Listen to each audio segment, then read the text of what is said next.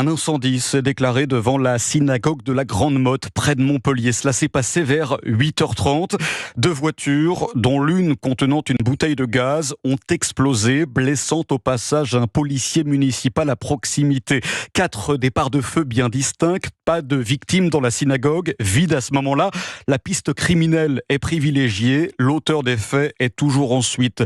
Alors, l'auteur des faits toujours en fuite, retrouvons tout de suite Charles Aloncle, député LR de l'Hérault. Charles Aloncle, vous venez d'arriver sur place près de la synagogue.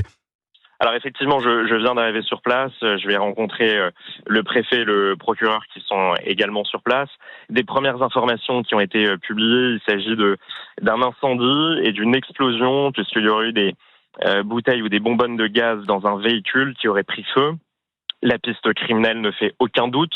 Moi, je pense, pour l'instant, vu les informations que j'ai, et ça n'engage que moi, que la piste terroriste ne fait aucun doute non plus. J'ai eu connaissance des blessures d'un policier qui aurait été blessé notamment suite au souffle de l'explosion. Donc, je lui adresse évidemment tout mon soutien, tous mes vœux de prompt rétablissement. Donc voilà, pour les faits, tous les habitants sont dans l'inquiétude actuellement, puisque visiblement, le suspect n'aurait toujours pas été appréhendé et donc je sens monter une forme d'inquiétude, mais je crois que le préfet, l'ensemble des forces de l'ordre et des services concernés travaillent activement à sa recherche. Alors y a-t-il, Charles Aloncle, dans votre département, l'Hérault, une recrudescence des actes antisémites ?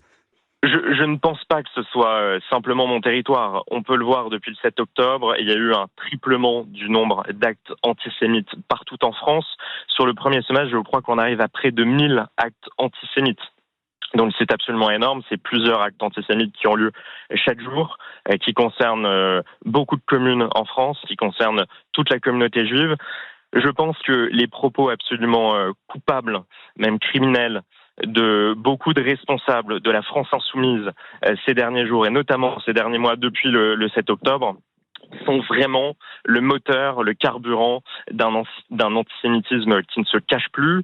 Et donc, vous voyez, je pense que ces propos qui sont tenus au niveau national par M. Mélenchon, par Mme Chikirou, par M. Porte, par Mme Hassan, par tous ceux qui ont accepté de faire alliance dans le cas des élections législatives, on le voit, aujourd'hui c'était à la Grande Motte.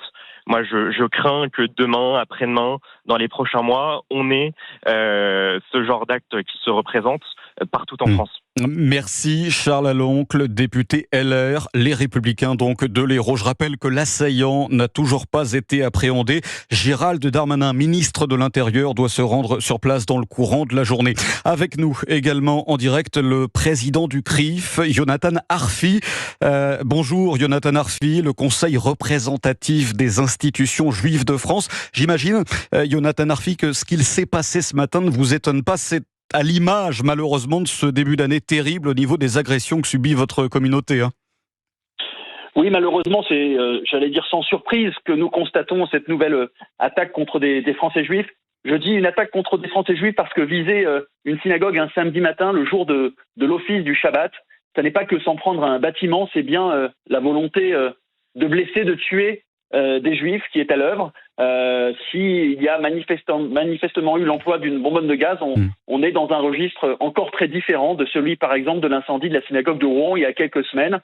Ça suscite de l'inquiétude, ça suscite aussi de la colère, parce que ça s'ajoute à la longue liste des actes antisémites dans notre pays depuis le 7 octobre, sur le dos du conflit israélo-palestinien, prenant comme prétexte la solidarité avec Gaza, mais au fond renouvelant l'ancien et toujours très présent antisémitisme dans notre pays. Merci Jonathan Arfi, président du